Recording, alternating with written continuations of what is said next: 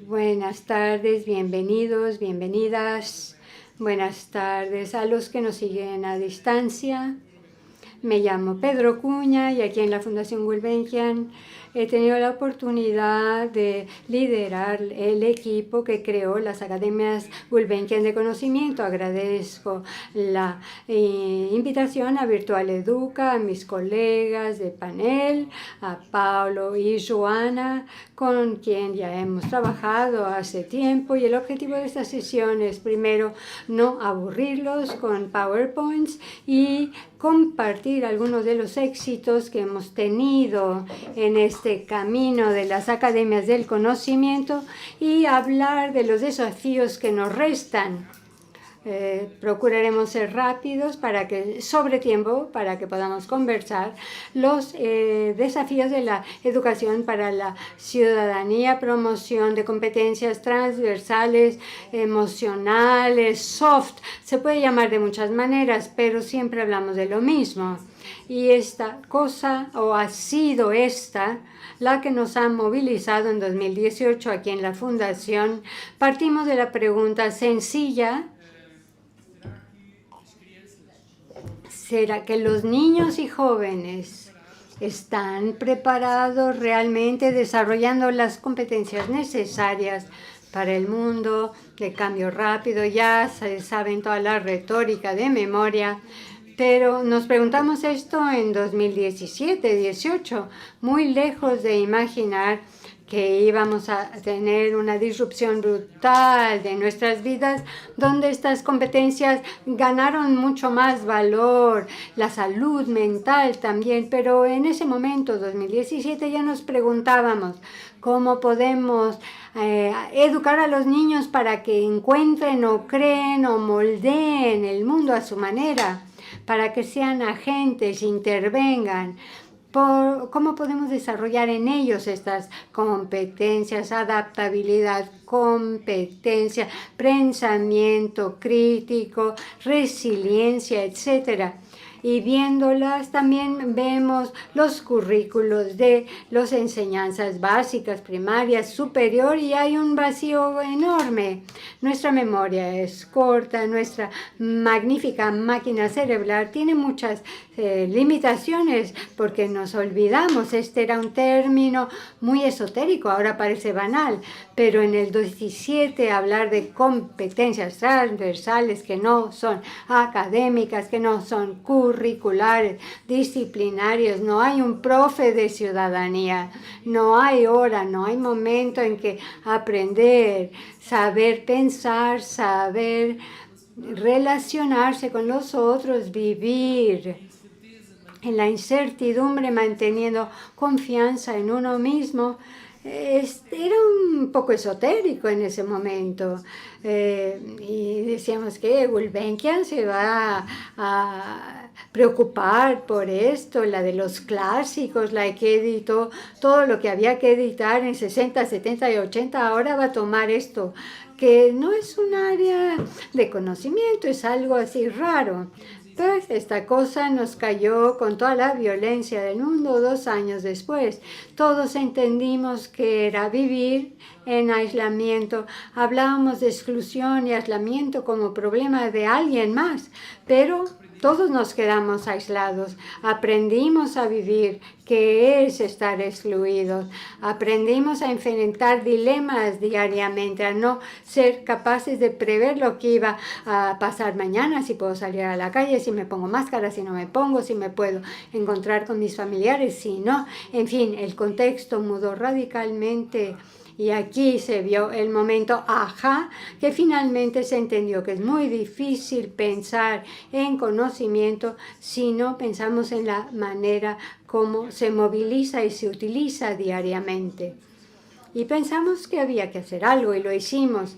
Lanzamos en 2018 un concurso, después en 2019 otro y en el 2020 otro más. Y al término de los 3, seleccionamos 100 respuestas a esta pregunta tan sencilla que es: ¿cómo podemos ayudar a los niños y jóvenes a que desarrollen competencias que necesitan hoy y necesitarán mañana, como ya eran necesarios en la antigüedad griega. Si leemos Aristóteles y Sócrates, se cuestionaban como maestros, ¿cómo voy a desarrollar el pensamiento crítico? Si hay profesores aquí en la sala, díganme si han escuchado a sus colegas decir, ay, me parece que mis alumnos son un poco atávicos, no piensan, memorizan, asimilan, reproducen y después no pasa nada más. Una palabra de solidaridad para los profesores, ¿eh? No están solos. Hace más o menos 2300 años los profesores se vienen preguntando lo mismo. ¿Qué hago para estimular a mis alumnos para que piensen, para que tomen su destino en sus manos, para que no acepten nada como garantizado, que no acepten la información que les llega toda como válida?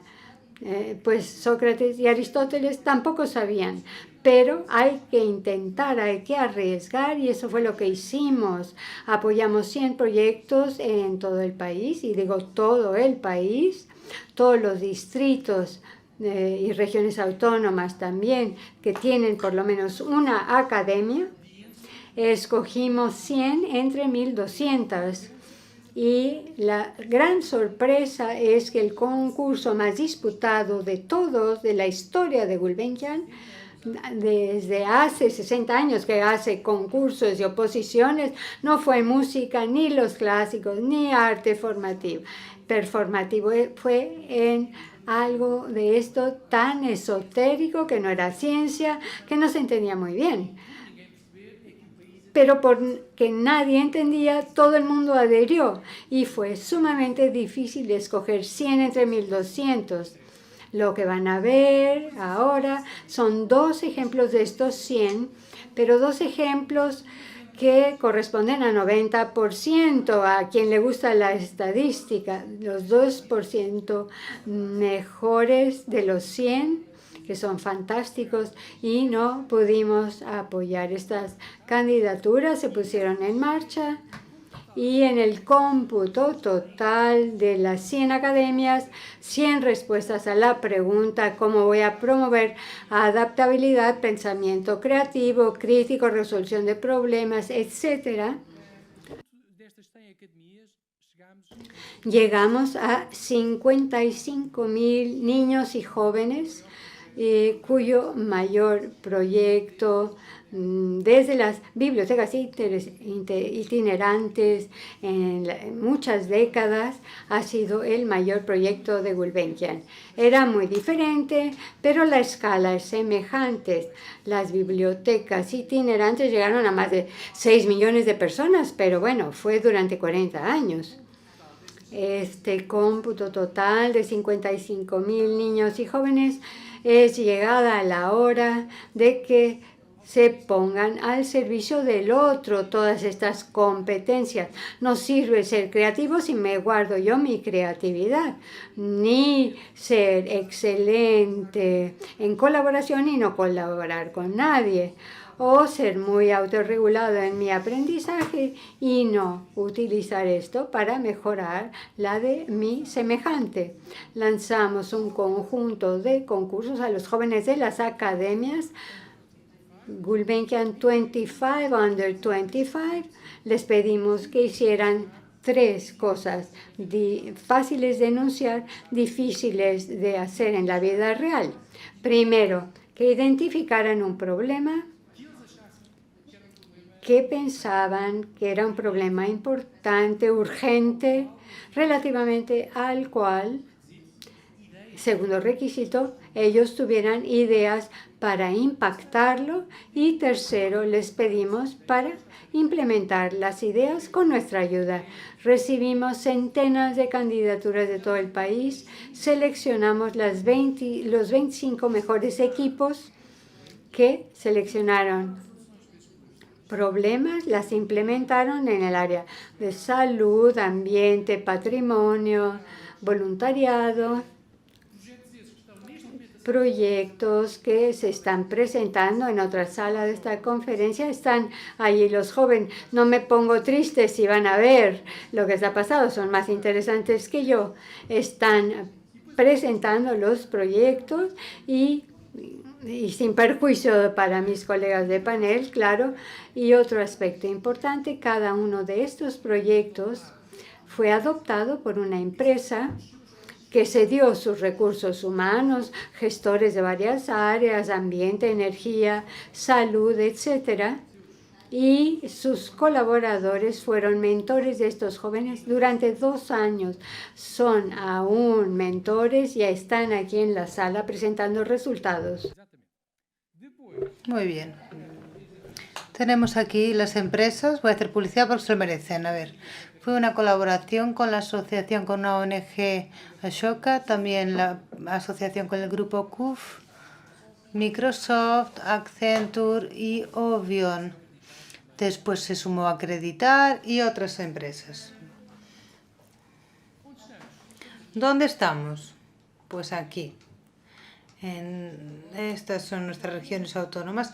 Cada punto de este mapa es la sede de una academia.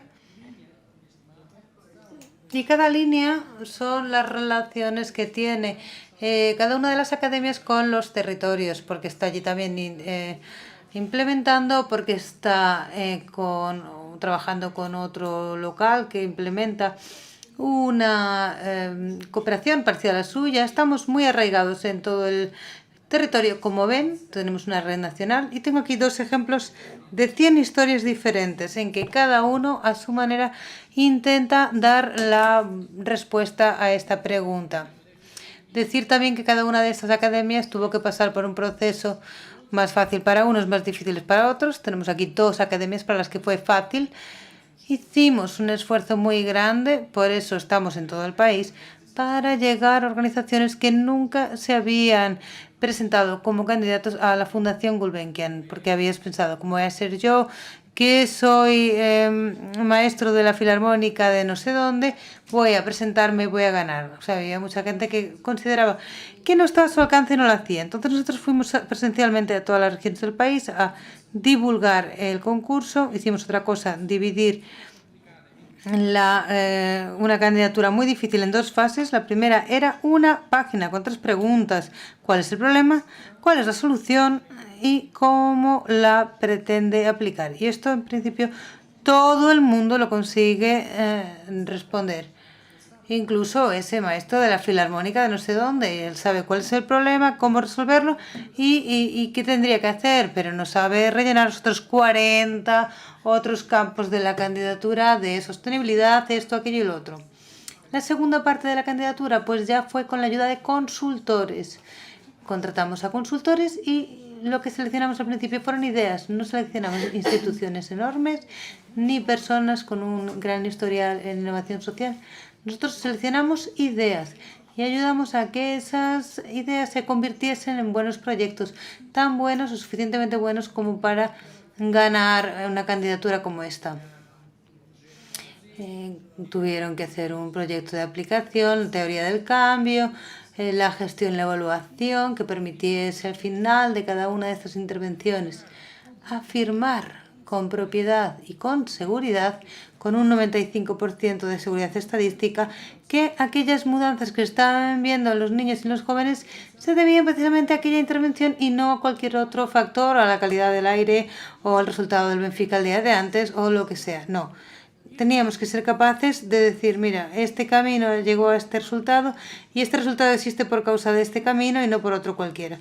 Y cada uno de estos proyectos tuvo que hacer un diseño experimental o casi experimental. Esto dio mucho trabajo, muchos dolores de cabeza, pero está hecho, existe y ahora se puede publicar en revistas científicas internacionales de mayor renombre en este área.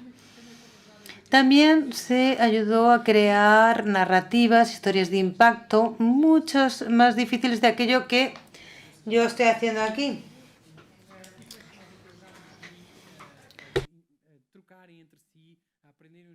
Nosotros ayudamos, eso sí, entre sí a que colaboren entre ellos, porque entre 2018 y 2022 este fue el mayor proyecto europeo de colaboración, en el que mayor número estaban intentando dar respuesta a las mismas preguntas de formas diferentes. Esto no suele ocurrir ni antes, cuando había fondos europeos. Nunca teníamos un fondo o una cantidad tan grande centradas en una única cosa. Esta es nuestra familia de academias.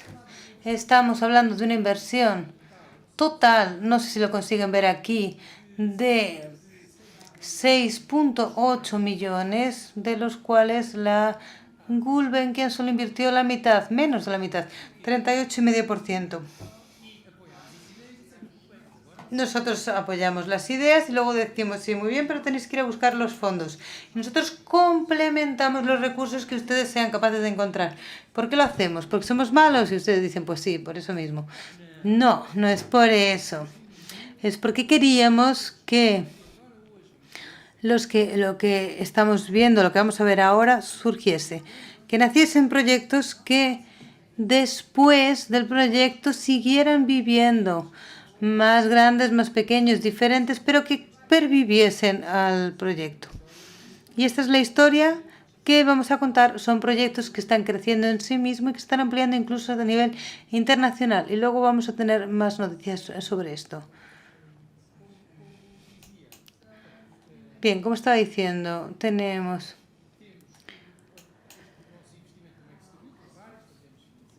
la financiación, la mentoría, comunicación, evaluación, networking. Cuando lanzamos los concursos en 2018, 2019 y 2020, los candidatos podían decidir entre dos tipologías. O tenían una idea original para dar respuesta a un problema, y el problema es cómo desarrollo las 7 competencias de las que habíamos hablado, o podían, consiguiendo el ejemplo del maestro de la filarmónica, pues podíamos decir, yo cuando estoy enseñando música, yo estoy enseñando mucho más que música. Vienen aquí pequeños porque quieren aprender un instrumento, pero salen de aquí ya sabiendo, trabajando en equipo, respetando horarios, esperar a los demás, a depender unos de los otros, no dejar a nadie mal. Esto ocurre todo aquí. Entonces, estas son algunas de las competencias que habíamos puesto en el huevo amarillo. ¿Cómo lo hago? No lo sé, pero ¿qué ocurre? Ocurre. Cuando enseño música, les digo, espera, vamos a escuchar antes de hablar, vamos a entrar todos al mismo tiempo, etcétera, etcétera. Yo lo hago, pero no he conseguido demostrar que este método que yo tengo, esta forma de enseñar música, lleva a desarrollar estas competencias. A estas academias les llamamos academias experimentales. Son academias, proyectos que se evaluaron de una forma científica, rigurosa, experimental, para poder decir, sí, pues de hecho, usted, su método de enseñanza de música lleva a desarrollar esta competencia, aquella y la de más allá. ¿Y cómo lo sabemos? Porque hemos evaluado a los jóvenes antes de que empezaran en su academia y cuando salieron. Y lo hemos comparado con otros jóvenes que no están en sus aulas de música.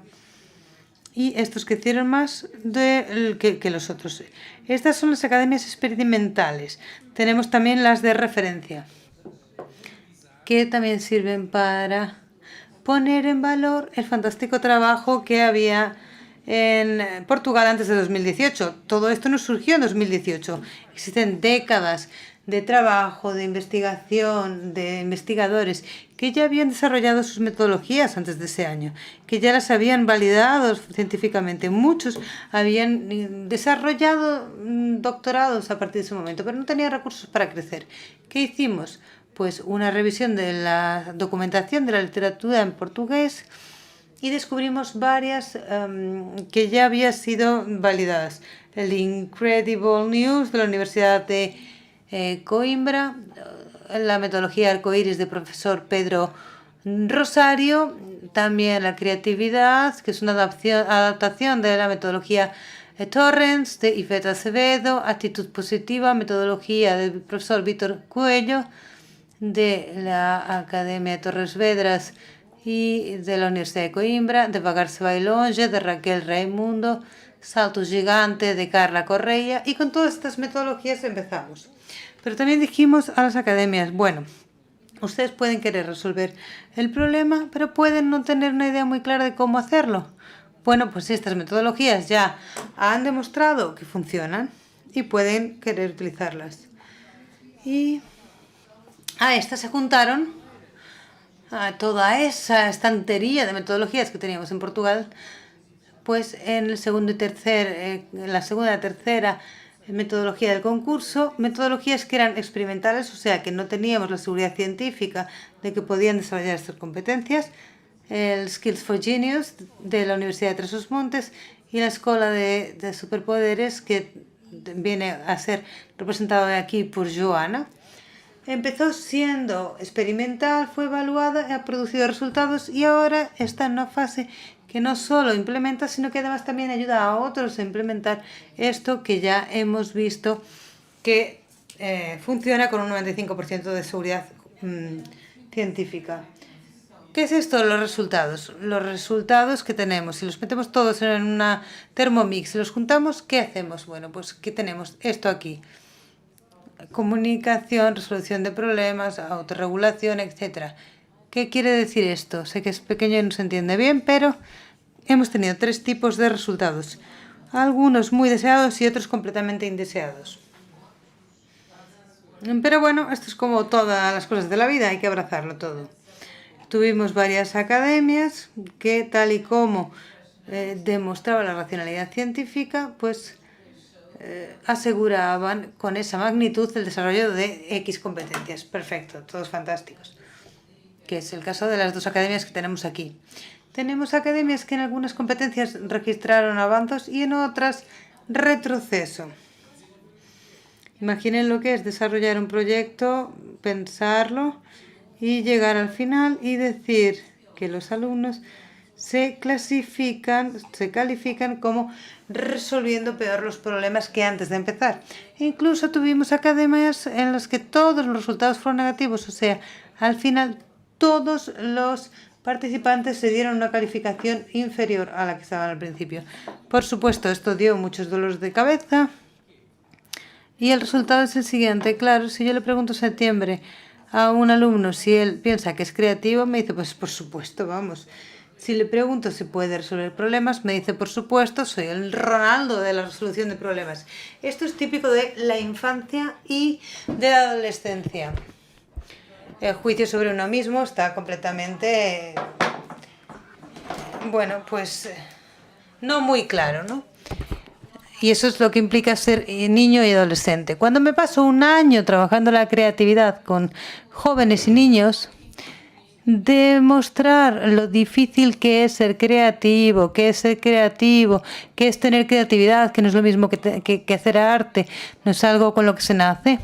Es mucho más que eso. Si paso un año trabajando con ellos esa competencia, cuando lleguemos al final del año, esos jóvenes tienen una idea mucho más clara, una conciencia mayor de lo que es ser muy bueno en ese aspecto, tener mucha creatividad, buena resolución de problemas, y ahora su evaluación es mucho más justa, porque claro, esto después en las presentaciones es terrible.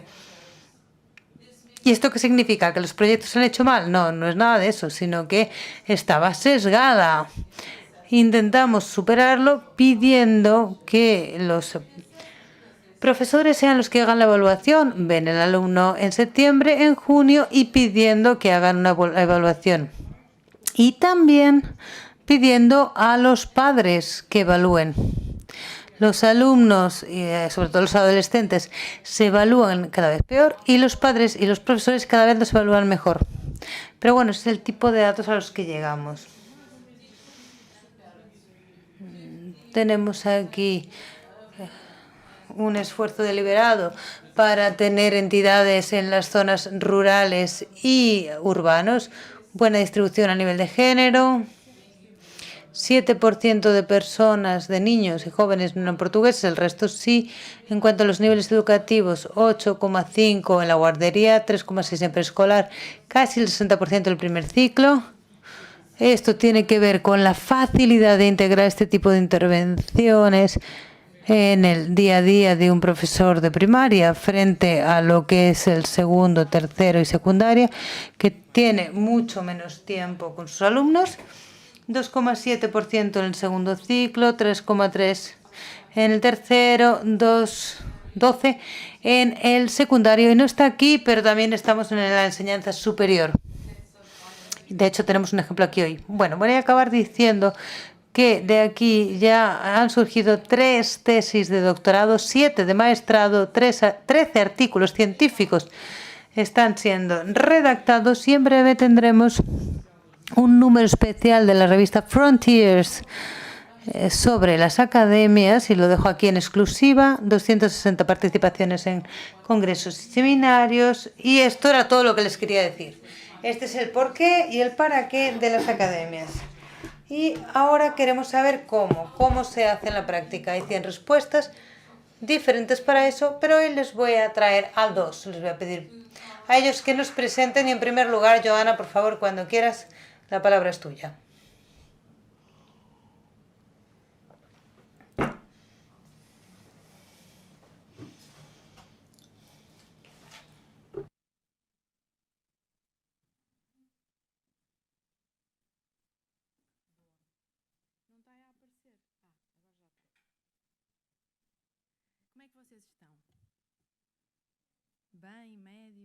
¿Cómo se encuentran? ¿Bien? ¿Regular?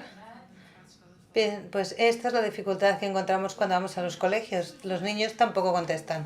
Soy Joana, soy de Oporto y del Oporto también. Para mí es un placer estar aquí. Muchas gracias por la invitación. Está muy bien que nos invite la Gulbenkian. Siempre que lo hace venimos. Y he traído 5 diapositivas. O sea, cuando estén cansados y cansadas y cansado, pueden mirar a la diapositiva. Y a mí lo que me gusta es dar respuesta a preguntas. Voy a hablar de las escuelas superpoderes y del movimiento Transformers, que en realidad quiere resolver un problema que es la baja participación cívica y social en Portugal. Somos de los países de la Unión Europea donde las personas participan menos. Somos un país muy solidario, pero solo el 7,8% de la población hace voluntariado. Aquí no está la tasa de abstención. La tasa de abstención de personas hasta los 30 en las últimas elecciones fue del 41%, cuando la media europea del voluntariado está en el 19%. Somos un país muy solidario, pero en el que las personas no participan. Existimos hace 12 años, somos legalmente una organización no gubernamental para el desarrollo y para resolver este problema lo hacemos a través de 3 ejes de intervención. Primero, la promoción del voluntariado, de eso voy a hablar yo aquí. Y después tenemos la promoción del asociativismo. Cada vez hay menos asociaciones de estudiantes y juveniles en Portugal. Y lo que queremos hacer dentro de este asociativismo es trabajar con las asociaciones de estudiantes que ya existen para que los niños entiendan que formar parte de una asociación de estudiantes no es solo hacer fiestas, es muy importante para cambiar las políticas de la escuela. Y, por cierto, en este momento, en el otro auditorio, está el municipio de Chamusca, con el que hemos estado trabajando, que no tenía ninguna asociación juvenil ni de estudiantes, y estamos promocionando allí el asociativismo juvenil. Y después tenemos también el eje de la conciencialización. Y aquí tengo que decir que muchas personas no participan no porque no quieren, sino porque no saben cómo hacerlo. No tienen tiempo para hacer voluntariado necesariamente, no quieren formar parte de un grupo local de acción colectiva y existe también esta conciencialización por la cual tenemos programas personalizados. En nuestros proyectos de las escuelas superpoderes tenemos 2 objetivos principales. Primero, trabajar con jóvenes y niños para que estos jóvenes sean ejemplos de cambios en sus comunidades y con ello aumentar su participación cívica.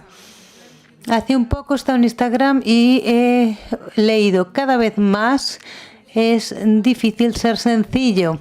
Y creo que esto es un buen resumen para nuestra propuesta de valor. Nosotros somos sencillos y esto es bueno. Lo que hacemos es preguntar a los jóvenes con los que trabajamos qué es lo que querrían aprender, qué les haría participar. Trabajamos sobre todo con el segundo y tercer ciclo y en lugar de ser nosotros adultos para que los niños lo desarrollen, después nosotros preguntamos mejor a los niños en qué les gustaría participar, qué quieren aprender. Y tenemos a niños que dicen, a mí me gustaría hip hop, a mí hacer grafitis, a mí aprender poesía, street dance, hockey sobre patines, balonmano, lo que sea, surf. Tenemos muchas actividades deportivas y culturales. Y nosotros garantizamos que esos niños tienen la posibilidad de aprender lo que quieren aprender con voluntarios como mentores. O sea, lo primero que hacemos es analizar a los aprendices y reclutar a mentores. Si tengo 300 jóvenes que quieren hacer 30 actividades, suelo hacer una llamada, una candidatura y pregunto, por favor, quién está disponible para enseñar esto a los jóvenes. Después lo que hacemos es hacer cruzamos el deseo de los jóvenes y los mentores. Por ejemplo, en Aroca tuvimos una actividad de cine, en Matosinhos de surf, en Povo de Varzim de fútbol. Estas actividades funcionan una vez a la semana y todos nuestros mentores son voluntarios. Lo que hacemos es capacitarlos muy bien. Tenemos un fin de semana obligatorio de formación y después tenemos capacitación obligatoria a lo largo del tiempo, clases todas las semanas, de septiembre a junio, todas las semanas. Y el gran valor de todo esto es el payback, el retorno. O sea, yo tengo jóvenes en Matosinhos a aprender surf, en Amadora hip hop o en Aroca cine, pero todos los meses tenemos un tema que hay que trabajar. Tenemos el del mes de la igualdad de género, del bullying, de la crisis climática, etcétera. Independientemente de la actividad que hagan, los mentores tienen que trabajar estos temas con ellos. Y aquí entra la conciencia social. O sea, nosotros no queremos que ellos sean atletas de balonmano, de hockey sobre patines o poetas. Queremos que la actividad sea un desbloqueador para trabajar esos temas. Si tenemos la actividad de hip hop y el mes del racismo, vamos a oír músicas y crear letras sobre el tema del racismo. Esto nos lleva al payback, al retorno. Nuestras clases, con todas estas competencias que vienen aprendiendo con nosotros, tienen que identificar un problema en su comunidad y resolver ese problema con la actividad que están haciendo. Por ejemplo, un caso en Amadora. Tuvimos una actividad de breakdance y hip hop. Los jóvenes identificaron que querían resolver el problema que nosotros desconocíamos, es que había muy pocos donantes de médula ósea africanos.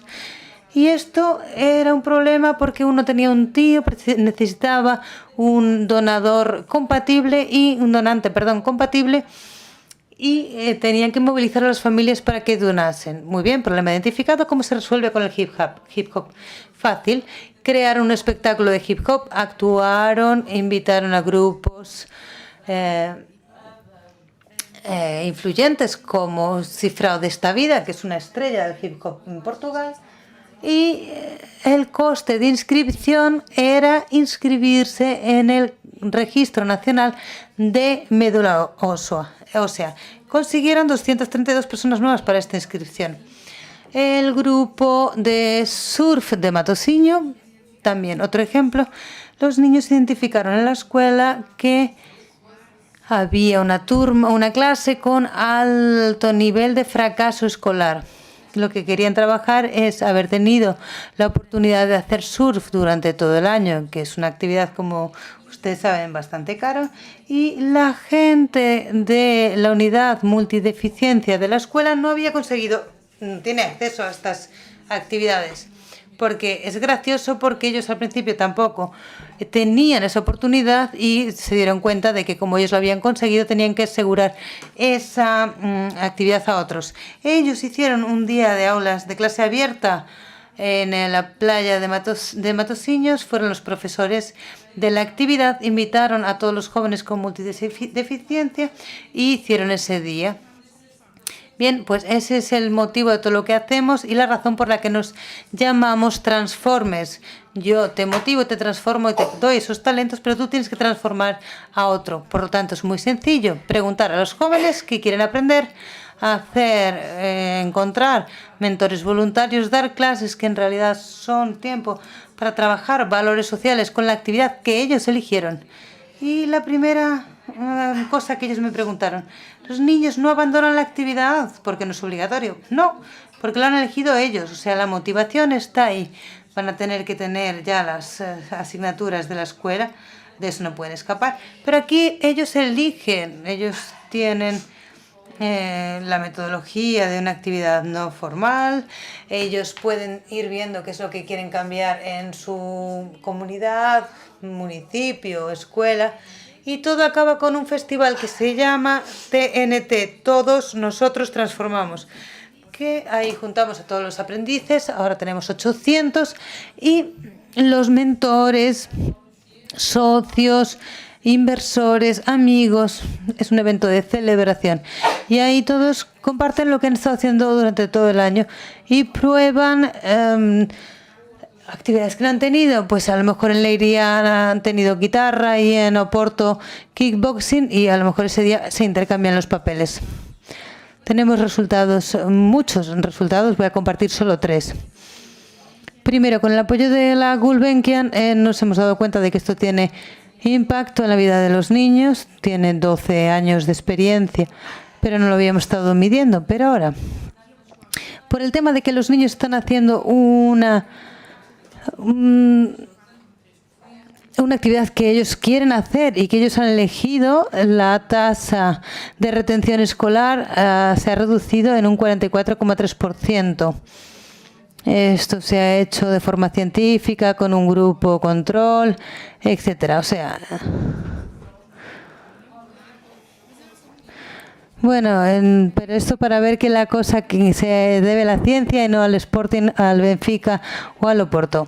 O sea, como los jóvenes estaban haciendo una actividad que les gustan, tenían menos fracasos y menos suspensos en el colegio. 20% alumnos con al menos una nota negativa menos, y el 30% es un aumento en la tasa de alumnos sin ningún suspenso. Para mí esto es un dato extraordinario. 98% de nuestros aprendices sigue practicando regularmente al año siguiente esa actividad que aprendieron con nosotros, y el 80% son los que hacen voluntariado un año después de haber pasado por los transformes, tanto en los transformes como en otra institución.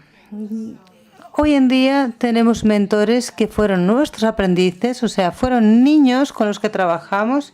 Como digo, nosotros trabajamos con niños de alto índice de fracaso escolar, trabajamos con escuelas, y la escuela nos identifica la clase de 7º y de 8º año que tienen más fracaso escolar, aquellos que llevan 3 o 4 años repitiendo, que nadie los quiere, que preguntamos a los funcionarios y nos dicen: estos son casos perdidos, no hay nada que se pueda hacer con ellos. O sea, trabajamos con esos grupos y esos niños de las escuelas, y también con barras sociales y centros de acogida. Y esos niños hoy son los que están siendo mentores ya hoy del movimiento Transformes. Un ejemplo, Diogo aprendió a bailar breakdance con nosotros. Fue a los 3 años de edad a un centro de acogida. Empezó con 15 años a aprender breakdance con 15 años y hoy trabaja como bailarín. También tiene un trabajo a tiempo parcial en una cafetería y sigue haciendo voluntario en otro centro de acogida. Cuando soy yo el que enseño a alguien, yo no soy bailarina, no voy a enseñar breakdance, pero bueno, si yo llego y cuento mi historia, que soy hija única, que mis padres me han pagado clases de baile, pues no tiene el mismo impacto que si llega Diogo y cuenta su historia, que era una persona que vivía en ese medio, que aprendió gracias a este programa y que realmente les muestra que la situación se puede cambiar. Dejo aquí mis contactos.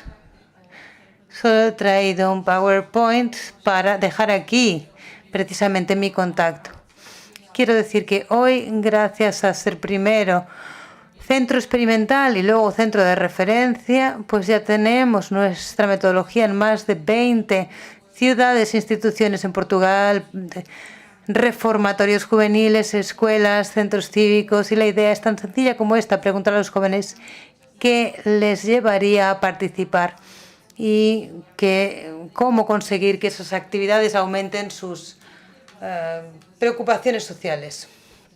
Y eso en ambientes en los que se consideraba con esos niños no había nada que hacer. Muchas gracias. Gracias, Joana. Yo prometí que iba a ser mucho mejor después de mí. Paulo también nos va a hablar acerca de este tema.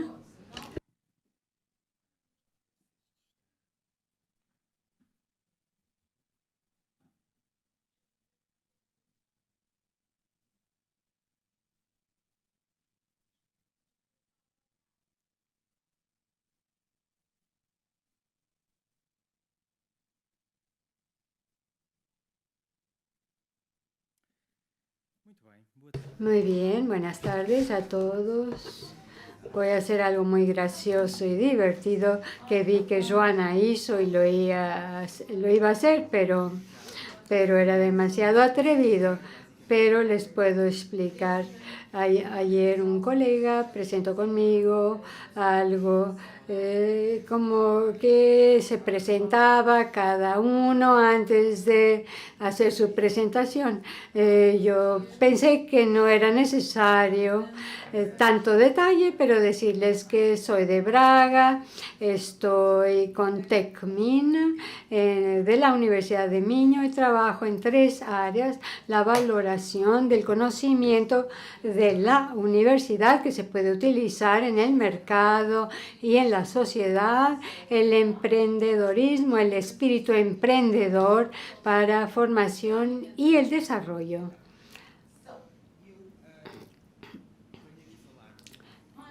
Yo quiero contarles una historia, hacer un viaje de lo que ha sido nuestra participación, no solo en las academias de conocimiento de Gulbenkian, sino del proceso asociado a lo que llamamos Beside Life Skill. Teníamos las competencias sociales, vitales, y las llamamos Life Skills, todas en conjunto, todas juntas.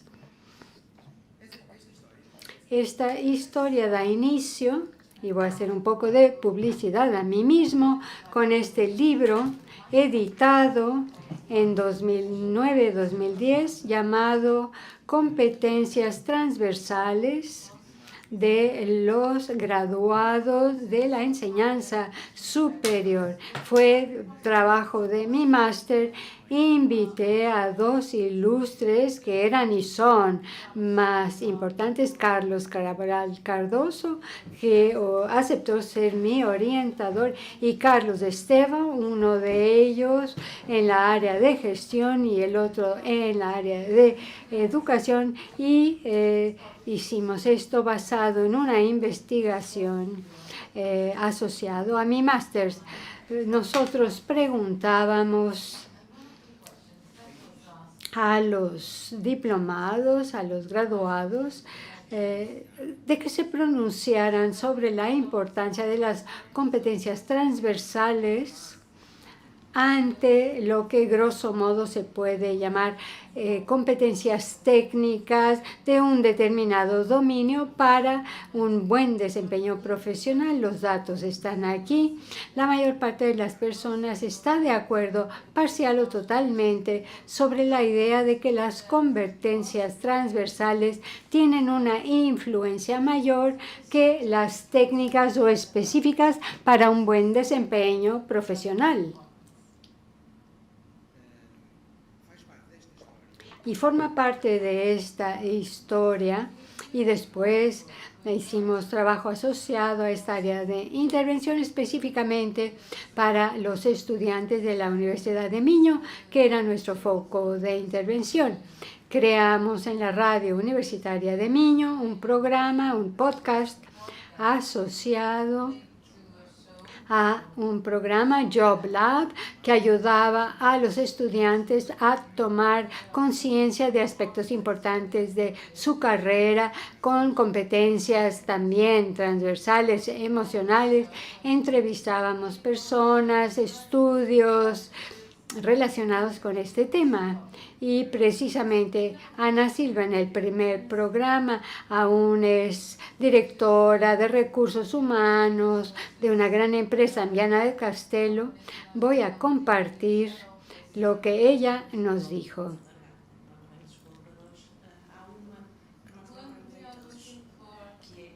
Nosotros buscamos la capacidad de aprendizaje, learning agility, ser capaces de adaptarnos y aprender constantemente. Esta es la competencia clave que buscamos y que desarrollamos en todas las personas cuando no está tan desarrollada como sería ideal. La persona que siempre está disponible para aprender, muy afirmativa, que sabe decir lo que piensa, con gran nivel de empatía por los otros, porque sobre todo lo que buscamos es tener personas buenas, porque las competencias técnicas se desarrollan fácilmente. Si la persona tiene respeto por el hombre, capacidad de aprendizaje y otras, va a poder desarrollar las capacidades técnicas que necesitamos. Y esta es la persona que buscamos, es la que sonríe y ríe mucho. Ahora vamos todos a sonreír porque es importante para un buen desempeño profesional en el entorno empresarial. Joana también fue una de las personas que entrevistamos. Ya no se acordaba. Ayer conversábamos y yo le recordé que fuiste a Braga en 2008. Pensé que tenía una foto con Joana. Lo lamento. Le creé esta expectativa. Se ha quedado para ver su foto, si no ya se hubiera ido. Pero bueno, no está. Estos son datos que ya saben ustedes, el impacto de las competencias sociales y uno de ellos está igualmente en los resultados académicos. El hecho de ayudar a desarrollar competencias sociales en cualquier nivel, este trabajo tendrá impacto en los mismos trabajos académicos relacionados con su currículo, en sus clases, en sus materias, en todos los niveles. Y a propósito, es muy interesante, ayer hablaba con un amigo sobre cómo se explica la articulación entre competencias sociales emocionales y técnicas específicas. En mi sala tenía una pizarra, tenía un cuadro que se había caído y alguien lo colocó arriba. No estaba agarrado a la pared, estaba contra la pared, así estaba, como ven ustedes. Yo lo tomé y les dije, mira, imagínate este cuadro. Tienes este cuadro con una pintura de este lado. Si lo volteas al revés, vas a tener información que tal vez sea relevante.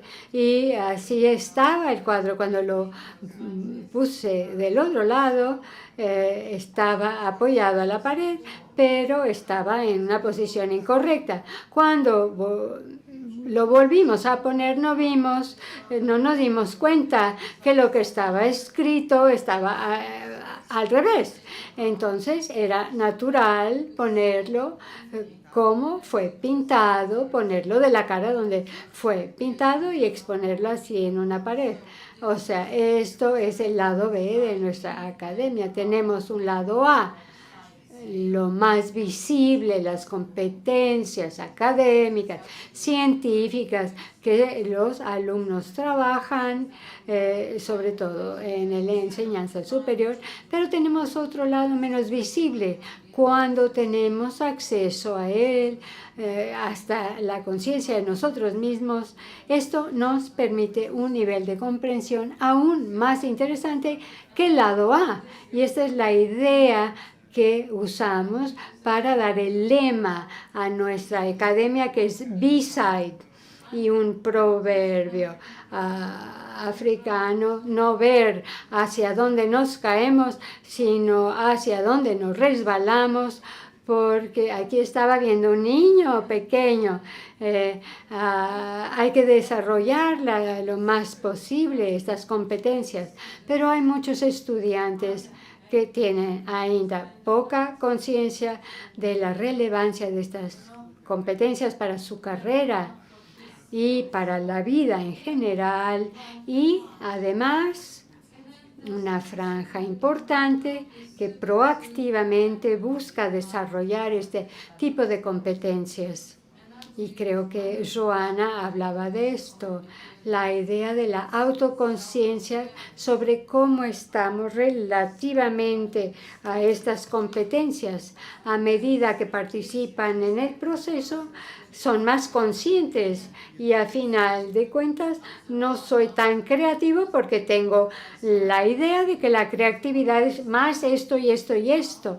Y aún habiendo desarrollado competencias, no me coloco en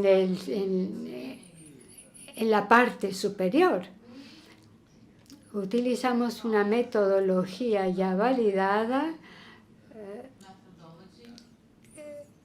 de Tornado Center en Portugal y enmarcada en las academias Gulbenkian de conocimiento. Trabajamos como eje central creatividad, pensamiento creativo, y 5 más que pensábamos eran importantes de trabajar: pensamiento crítico, resiliencia, comunicación y autoevaluación. Algunas se trabajaban con mayor énfasis y después algunas otras de manera más natural, no tan intencionalmente, pero siguiendo el mismo desarrollo. Aquí tengo algunas imágenes, algunas actividades desarrolladas con los estudiantes en la sala, a lo largo del programa. Y en cada sesión había siempre lo que llamamos Instant Challenge, un reto que desabrochara la creatividad, y aquí lo vemos. Otro tipo de actividad, escuchar activamente con los ojos vendados. Tenían que colocar un objeto en un recipiente. Otro ejercicio,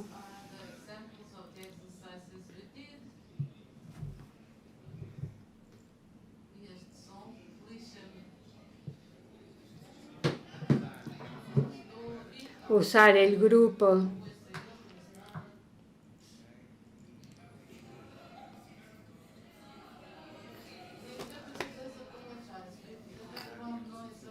Utilizar el potencial para llegar a un resultado.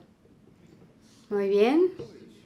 Después del periodo que fuimos seguidos por la fundación y que desarrollamos en nuestras academias, habíamos adquirido gran robustez que nos permitió pensar más allá de lo que habíamos hecho hasta entonces, y en este sentido nos candidatamos a una entidad norteamericana que es el Steelcase, una empresa que tiene una dimensión de proyecto en el área de innovación social vinculada a la educación. Todos los años hay candidaturas a participar, se les da un premio, no muy significativo financieramente, pero más relevante es el trabajo que hacemos durante 6 meses trabajando un concepto y ponerlo en la práctica. El trabajo que habíamos hecho, tuvimos durante este periodo, yo y Joan participamos en este programa, y esto implicaba varias entidades internacionales con cerca de 20 en cada una, La mayor parte norteamericanas, una alemana, y nosotros los portugueses ahí un poco como outsiders. Participamos durante 6 meses, definimos un concepto que era más amplio con estos 3 componentes, 3 dimensiones: el empoderamiento, enriquecimiento y el compromiso. En la primera se desarrollaban las competencias emocionales sociales, en el enriquecimiento algunos aspectos con inspiración, la carrera, participación en actividades de naturaleza social, cultural, trayendo a los jóvenes para incorporar la participación en actividades varias y desarrollar sus competencias sociales emocionales. Y el tercer componente, engage, implicarse, asociar y participar en causa de naturaleza social o comunitaria. Concretamente, la primera dimensión se organizó en 2 partes, lo que llamamos desarrollo intra e interpersonal. Y aquí tenemos la hoja de ruta que seguimos de los Life Skills del Empower Lab, con 2 bootcamps, y entre estos 2 un conjunto de actividades de career thinking, team coaching y peer coaching, ampliar lo que se aprendió en el primer campo, aplicarlo en el segundo y hacer una evaluación final. El primer bootcamp era trabajar las competencias más personales, autoconciencia, autoconocimiento, resiliencia, capacidad de hablar en público, creatividad, de forma experimental, preferentemente al aire libre, que otorgaran una dimensión más allá de lo habitual en la academia, donde hay las clases, los profesores, etc.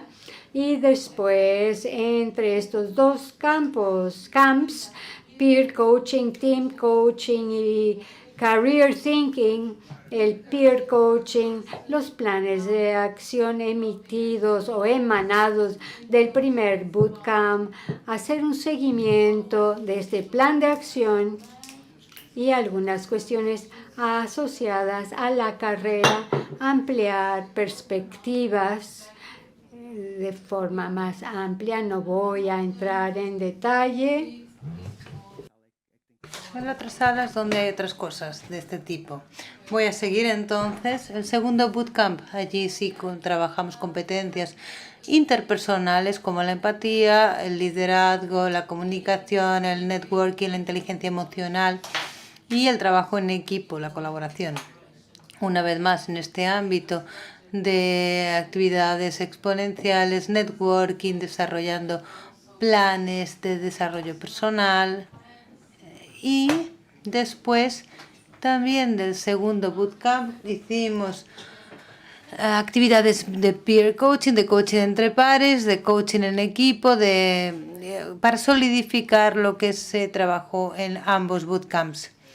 Estas son algunas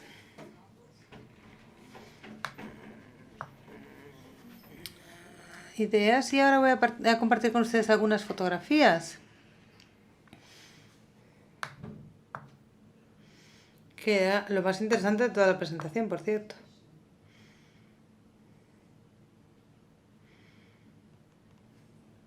Parece que no está aquí. Bueno, pues ya lo siento.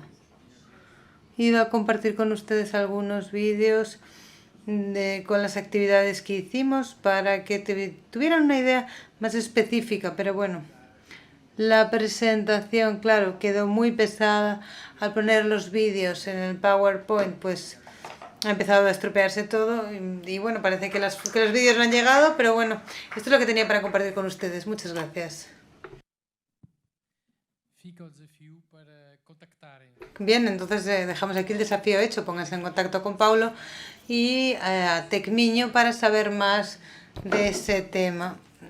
Entonces nosotros ahora nos callamos y estamos disponibles para trabajar, para conversar, para hablar con ustedes. Hagan las preguntas, los comentarios que quieran. Nosotros estamos aquí para aprender también. Tenemos micrófonos aquí. Tienen ustedes la palabra. Por favor, pregunten lo que quieran.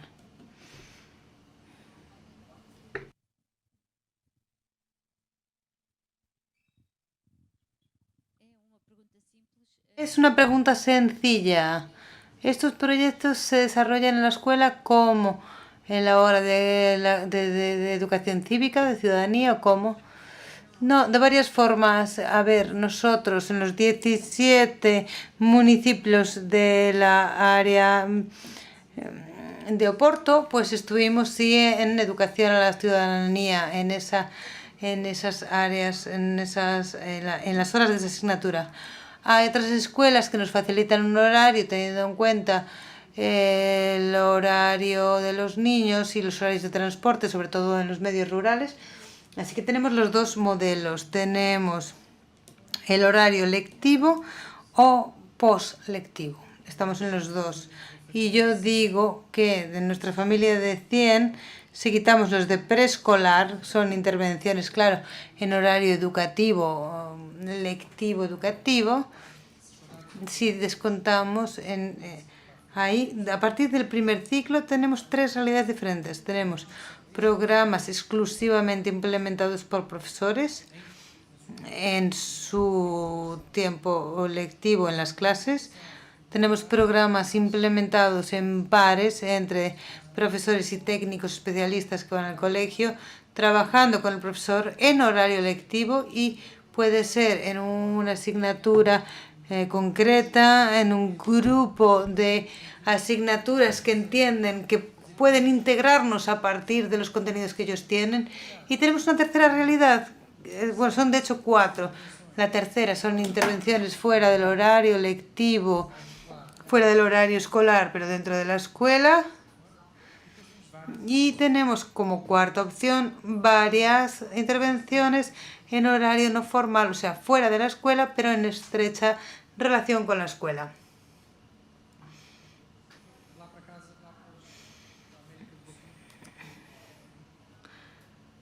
Muy buenas tardes, soy Liliana. Paulo, mi paso por la Universidad del Miño es anterior a Tec Miño, y yo estaba intentando pensar qué se utilizaba antes. No se decía soft skills ni competencias, no se utilizaban estas terminologías. Ya no me acuerdo qué es lo que nos decían. A lo mejor estudiamos al mismo tiempo, no lo sé.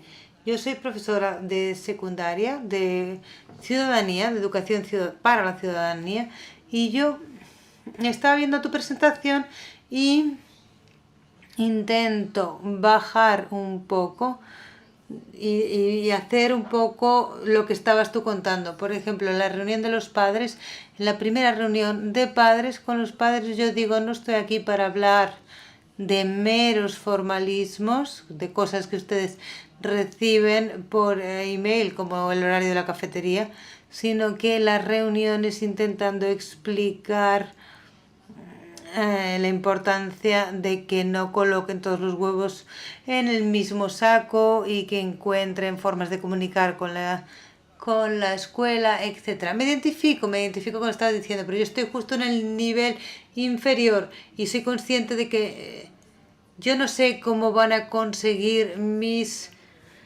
alumnos llegar a la universidad. Soy profesora en la escuela secundaria de Amadora, una zona desfavorecida. Los alumnos que están ahora en el secundario estuvieron en casa 2 años al final del tercer ciclo. Eso no puede ser como una excusa para todo, porque ahora ya decimos, no fue la COVID, no es que estuvimos en casa. Bueno, una parte es cierta, pero otra parte no lo es. No puede servir de excusa para todo. Viene bien a los padres disculparse con eso. Pobrecito, no es que estuvo 2 años en casa, pobrecito el niño, ¿no?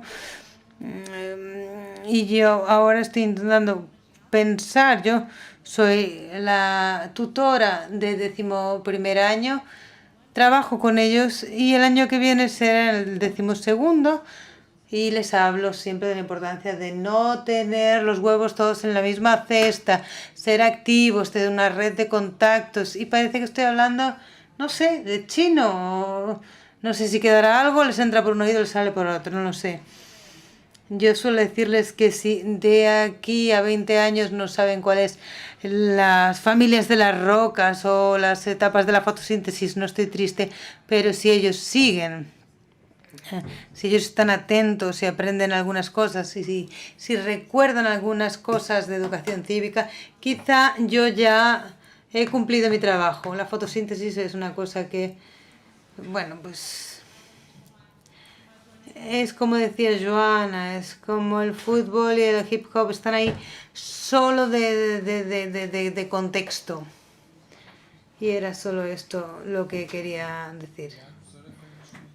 Muchas gracias, profesora, sí, ha sido fantástico. Ahora le voy a dejar la oportunidad a Pablo de contestar. Si no saben las familias de las rocas y las etapas de la fotosíntesis, pero si todo va bien, van a proteger y amar las plantas y las rocas, y eso va a ser lo que nosotros necesitamos que hagan. Y en cuanto a la infusión curricular y cómo esto se traduce en nuestro día a día, bueno, yo ya he hecho muchos programas de estos. No tengo que ir a enseñar la fotosíntesis. Es muy difícil para el profesor decir, oye amigo, gracias por haber utilizado esta imagen, pero después quién enseña a los alumnos la fotosíntesis, ¿no? Cuando lanzamos esto en 2017, final de 2017, principios de 2018, parecía una bomba en esta casa y en varios sectores de la sociedad portuguesa que consideraban que la fundación estaba, digamos así, bajando de nivel, dedicándose a una cosa que no es muy seria, ¿no? Y ahí tuvimos que utilizar muchas pruebas, mucha ciencia, muchos datos. Y las pruebas son claras. El mejor predictor es que si hay personas, y lo vemos todos los días, si hay personas que entienden que la principal función de la escuela es llenar la cabeza de los niños con contenidos que luego ellos echan para afuera, arrojan en un examen, pues la respuesta para esas personas se la dan 20 y tal años de investigación científicas. Y dejo aquí la publicidad. El 7 de diciembre aquí vamos a tener a algunos de los padres fundadores de este tema que han ganado premios en todo el mundo, profesores universitarios de las mejores universidades del mundo, que han demostrado justamente esto, que no sirve absolutamente de nada que un alumno tenga mucho talento, sea súper dotado, tenga un gran talento y una gran posición social, no sirve de nada si no tiene las competencias de las que estamos hablando desarrolladas. Se llaman competencias sociales, emocionales o soft, pero no lo son. Yo soy psicólogo cognitivo, esto es mi área. La creatividad es un proceso cognitivo superior tan elaborado como la memoria, como la atención. Desde el punto de vista fisiológico, neurológico y fisiológico es el mismo. La resolución de problemas es un proceso cognitivo, es un proceso lógico. Tiene muchas variables y muchos sesgos, sí. O sea, caer han entrado así como en una cuba, pero luego no se sabe dónde colocarlo, ¿no? Nosotros en enero ofrecimos 10 clases de formación de profesores en todo el país para demostrar justamente esto, para un profesor cualquiera, de una asignatura cualquiera, con un nivel educativo cualquiera, qué es lo que yo tengo que saber para desarrollar estas competencias mientras estoy desarrollando el programa que tengo que dar. O sea, no es dar nuestro programa y más esto. No tienen tiempo, ni recursos, ni preparación para hacerlo. O sea, como enseño biología o como enseño mi asignatura y mientras que lo hago, también centrándome en pruebas científicas, desarrollo creatividad, pensamiento crítico, etc. Se va a centrar en 4 áreas y solo 4. La primera, alfabetización emocional. Yo he estado en formación de profesores, en la enseñanza superior y es impresionante como hoy en día, sabiendo todo lo que se sabe, los profesores que van a ser profesionales de relaciones humanas tienen cero preparación en cómo establecer relaciones humanas, que son relaciones en nosotros y que son relaciones en mí, cómo las mías impactan en el aprendizaje de los otros.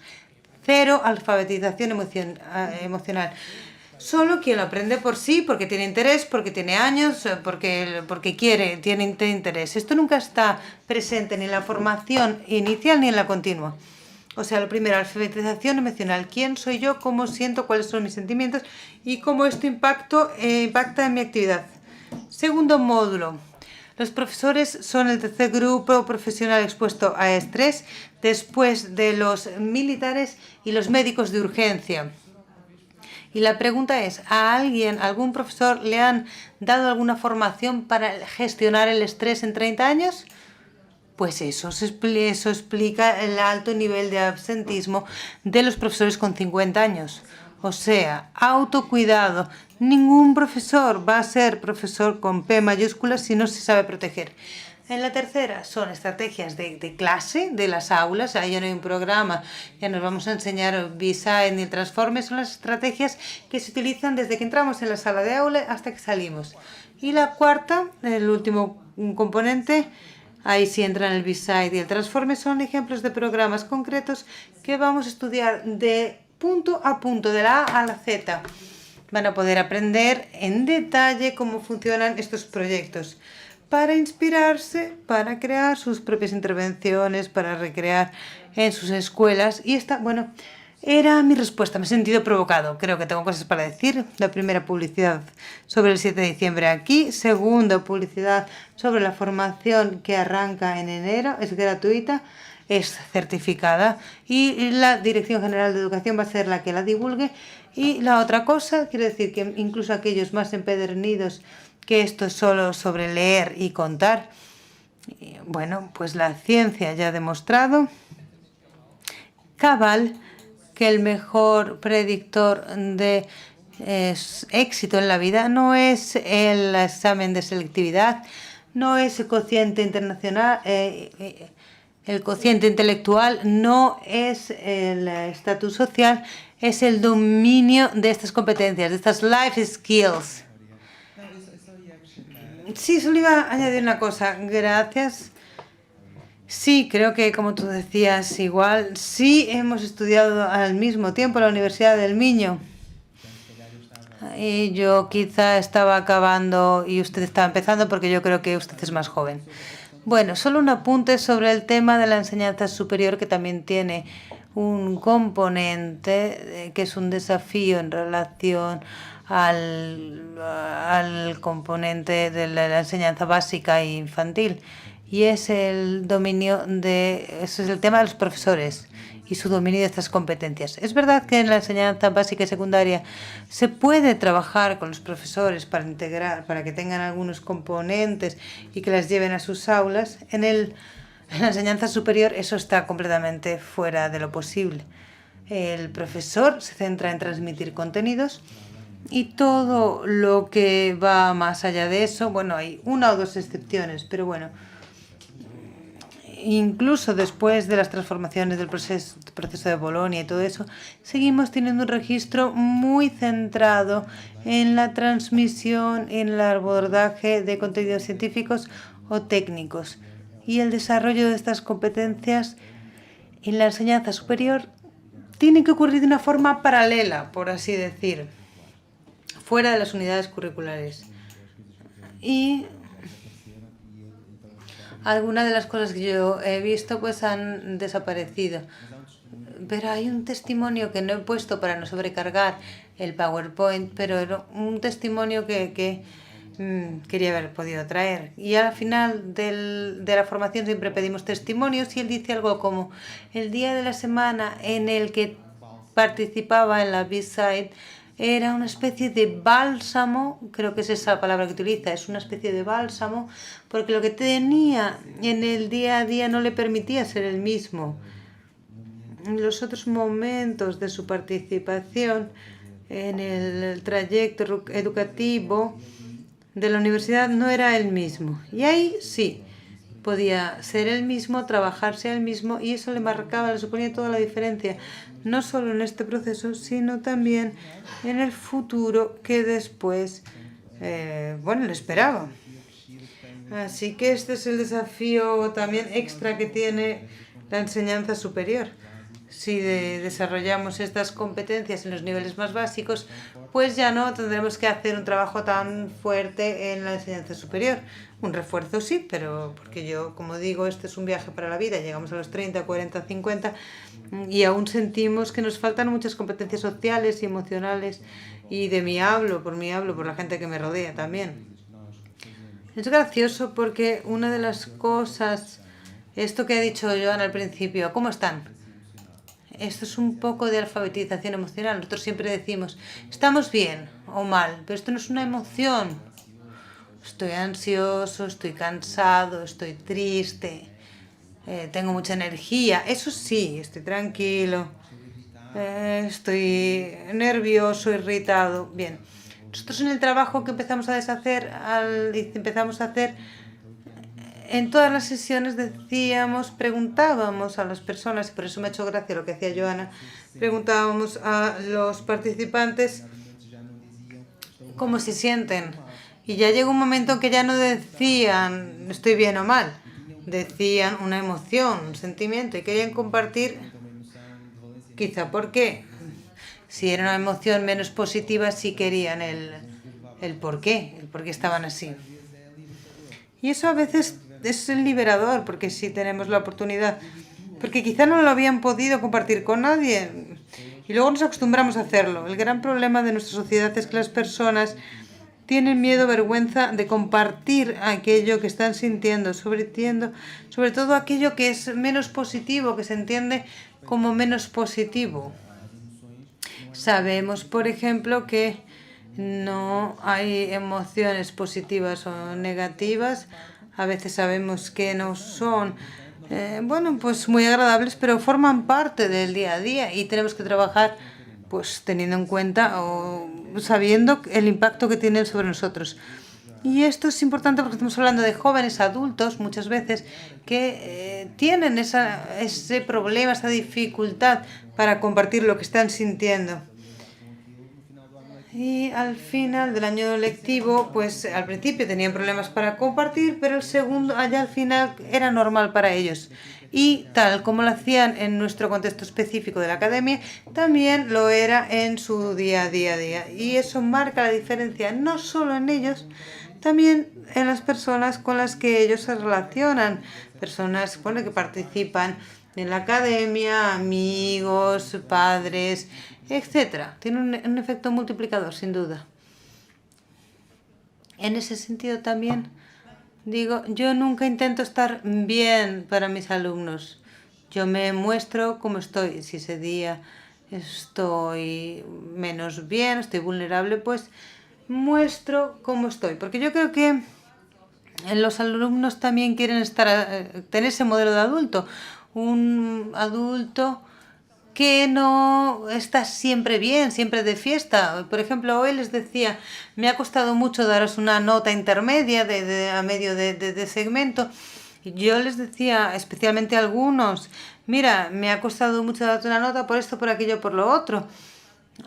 A veces los padres también tienen este papel, siempre están fantásticos y geniales, y nunca muestran a sus hijos que los padres también, los seres humanos, a veces no están bien. Y yo intento no transmitir esa idea del modelo perfecto. Yo tengo mis 10 días malos, tengo mis defectos, y cuando yo estoy en la clase de educación para la ciudadanía, nosotros decimos estar juntos en ciudadanía. Entonces yo estoy con ellos y en ese momento yo no soy la profesora, soy un elemento más que está formando parte de ese proyecto de buscar, por ejemplo, mujeres en la ciencia. Y yo también hago esa investigación y hago mi presentación a la clase. O sea, todos los proyectos que yo les propongo los hago con ellos, porque la ciudadanía, el desarrollo es para la vida, no es solo para ellos, es para mí también. Y eso no quiero olvidarlo. Y por eso considero que esa clase es agradable. Creo que van porque quieren. Creo que si fuese obligatorio, o si fuese opcional, perdón, ellos irían. O sea, educación para la ciudadanía es una ecuación imposible. Educación por la ciudadanía, en la ciudadanía. Muchísimas gracias a todos. Podemos seguir hablando ahí fuera en la pausa para el café. Muchas gracias a todos. Un aplauso para Joana y Paulo, que han venido de 300, 400 kilómetros. Muchas gracias por estar aquí y un resto de una buena conferencia. Fantástico para todos. Muy buenas tardes.